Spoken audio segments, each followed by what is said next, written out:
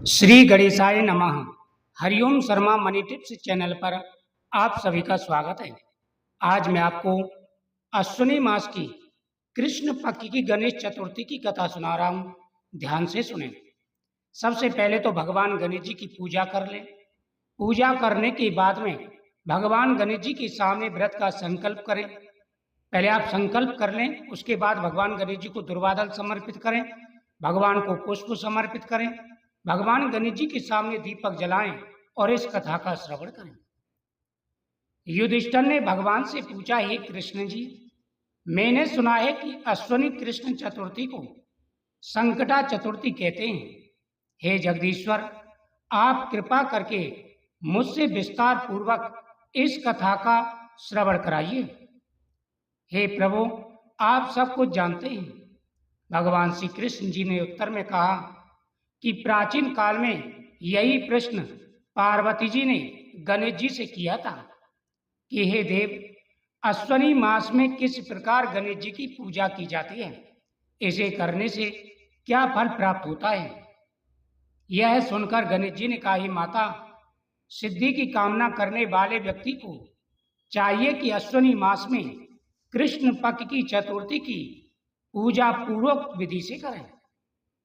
अश्विनी मास की संकष्टी चतुर्थी को श्री कृष्ण तथा बाणासुर की इस कथा के अनुसार एक समय की बात है, बाणासुर की कन्या उषा ने सुषुप्त अवस्था में अनिरुद्ध का स्वप्न देखा।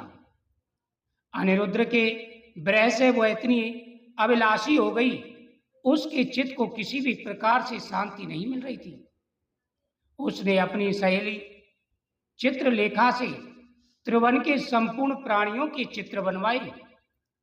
जब चित्र में अनिरुद्ध को देखा तो कहा, मैंने इसी व्यक्ति को स्वप्न में देखा था, इसी के साथ मेरा पारिग्रहण भी हुआ था। हे सखी, यह व्यक्ति जहां कहीं भी मिल सके ढूंढ लाओ, अन्यथा इसके वियोग में मैं अपने प्राण त्याग दूंगी।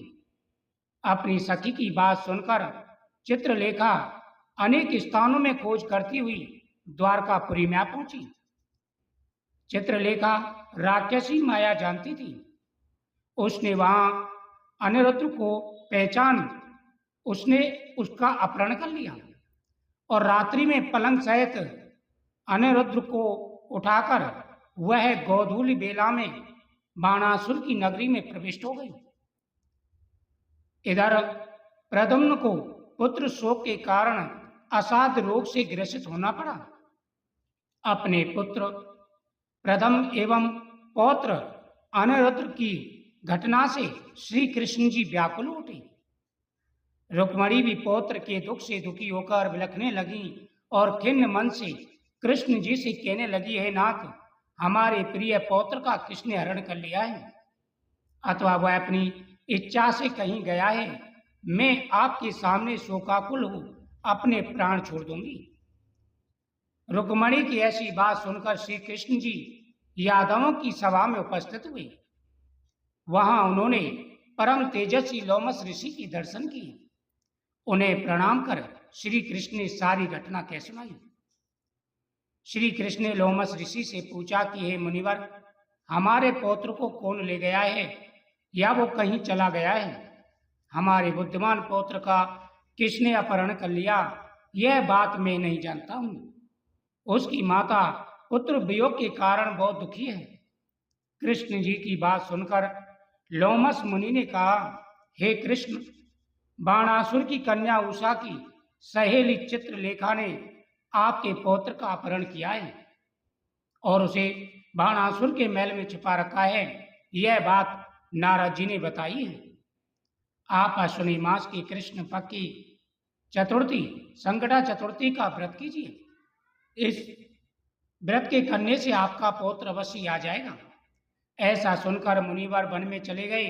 श्री कृष्ण ने लोमस ऋषि की कथन अनुसार व्रत किया और व्रत के प्रभाव से उन्होंने अपने शत्रु बाणासुर को पराजित किया। यद्यपि उस भीषण युद्ध में शिव जी ने भी बाणासुर की बड़ी रक्षा की, फिर भी परास्त हो गया। भगवान कृष्ण ने कुपित होकर बाणासुर की सहस्त्र भुजाओं को काट डाला ऐसी सफलता का कारण इस व्रत का ही था। श्री कृष्ण जी को प्रसन्न करने तथा संपूर्ण विघ्नों को हरने के लिए गणेश चतुर्थी का यह व्रत अवश्य करना चाहिए। श्री कृष्ण का ही राजन संपूर्ण विपत्तियों की विनाश के लिए मनुष्य को इस व्रत को अवश्य करना चाहिए। इसके प्रभाव से आप शत्रुओं पर विजय प्राप्त करेंगे एवं राज्य अधिकारी होंगे। इस व्रत की महिमा का वर्णन बड़े बड़े विद्वान भी नहीं कर सकते। हे कुंती पुत्र, मैंने इसका अनुभव स्वयं किया है, यह मैं आपसे सत्य कहता हूँ। इस कथा के श्रवण करने से हर मनोकामना पूरी हो जाती है। श्री गणेशाय नमः।